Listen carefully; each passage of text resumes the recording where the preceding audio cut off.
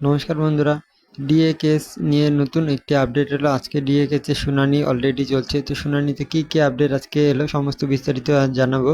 অবশ্যই চ্যানেলে যুক্ত থাকবেন, নতুন হলে অবশ্যই চ্যানেলটি সাবস্ক্রাইব করুন পরবর্তী আপডেট পেতে।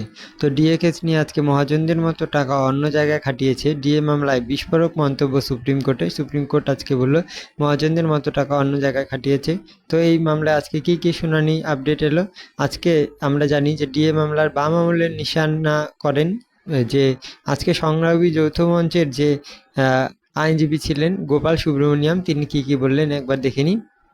যেহেতু মামলা খুব ভালো দিকে এগোচ্ছে, আজকে মামলায় খুব ভালো শুনানি হয়েছে। তো রাজ্য সরকারের তরফে 2006 থেকে 8 সাল এবং 2019 থেকে 2021 সাল পর্যন্ত ডিএ না দেওয়ার প্রসঙ্গে তাৎপর্যপূর্ণ পর্যবেক্ষণ করেন সুপ্রিম কোর্টের বিচারপতি সঞ্জয় করল এবং বিচারপতি পি.কে. মিশ্রের বেঞ্চ। তাদের মন্তব্য, পুরনো দিনের মতো মহাজনদের মতো টাকা জমিয়ে রেখে সেটাকে অন্য কাজে খাটিয়েছে রাজ্য।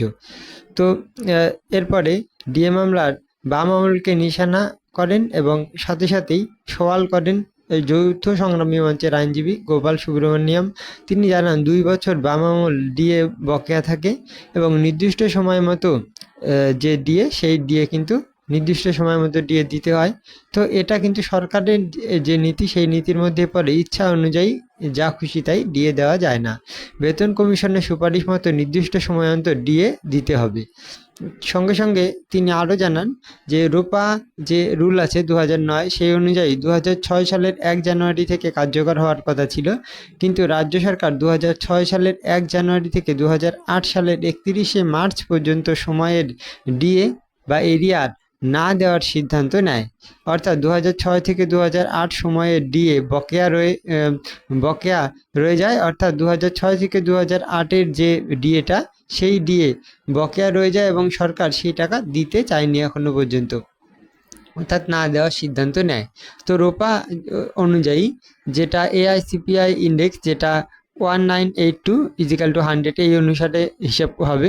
সেই অনুসারে হিসেব করলে যে সরকারি কর্মচারীদের যে ডিএ, সেই ডিএ বিষয়ে আইনজীবী যারা আছে, সরকারি কর্মচারীদের আইনজীবী, সেই আইনজীবীর মতে এআইসিপিআই হলো একটি সংখ্যা বা ইন্ডেক্স, যা দেখা কতটা দ্রব্যমূল্য বৃদ্ধি পেয়েছে। প্রতি মাসে labour bureau, ministry of labour and employment ইত্যাদি এরা কিন্তু প্রকাশ করে এই যে ইন্ডেক্স। সেই বিচারপতির পি.কে. মিশ্র ডিএ যে বৈষম্য সেই নিয়ে বলেন যে বিচারপতি পি.কে. মিশ্র ডিএ নিয়ে বৈষম্যের কথা কেন বলছেন। পশ্চিমবঙ্গের সরকারি কর্মচারীদের যে ডিএ, সেই ডিএ অন্য যে সরকারি কর্মচারী, যেমন দিল্লি, যেমন চেন্নাই, তাদের মতো কি দেওয়া হয় কিনা ডিএ, সেম ডিএ পায় কিনা, সেটাও কিন্তু বলেন।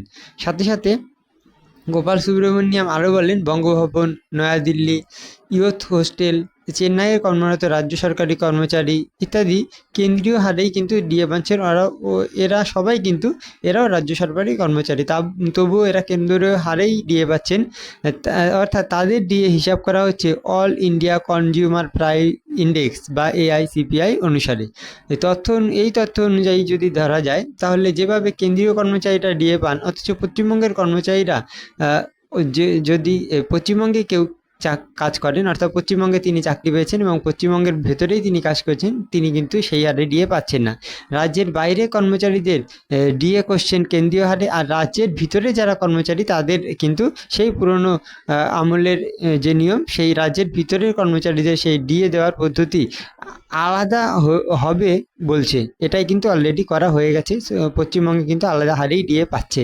তো বিচারপতি মিশ্র প্রশ্নের উত্তরে গোপাল বলেন, কর্মচারীর উপরই রোপা 2009 যে রুল, সেই অনুসারে কার্যকর। তাই কাউকে বেশি ডিএ এবং কাউকে কম ডিএ, এরকম বৈষম্যমূলক ডিএ কিন্তু দেওয়া যায় না। এই বৈষম্য সংবিধানের আর্টিকেল 14, অর্থাৎ সমতার যে অধিকার, সেই অধিকারকে। সাথে বিচারপতি পি.কে. মিশ্র কিন্তু এটাও বললেন যে ইন্ডেক্স এভারেজ যেটা রয়েছে, অর্থাৎ ইন্ডেক্স এভারেজ 536, এই যে মেনশন, সেই মেনশন এখানে নেই কেন, সেটা কিন্তু বিচারপতি পি.কে. মিশ্র বলেন যে ইন্ডেক্স এভারেজ 536 মেনশন নেই কেন, অর্থাৎ রাজ্যের মতে এআইসিপিআই যে হার, সে এআইসিপিআই হার মানে কেন্দ্র দিয়ে দিল, রাজ্য কেন দেয় না, সে বিষয়ে বিজেপি রাজ্য সরকারি কর্মচারী সংগঠনের তরফে সওয়াল জবাব শুরু করেন আইনজীবী পিএস পাটোয়ালি। এই মামলার শুনানি কিন্তু এখনও চলছে, তো আমাদের নজর থাকবে আজকে সুপ্রিম কোর্টের দিকে। এই মামলার শুনানি হলে কিন্তু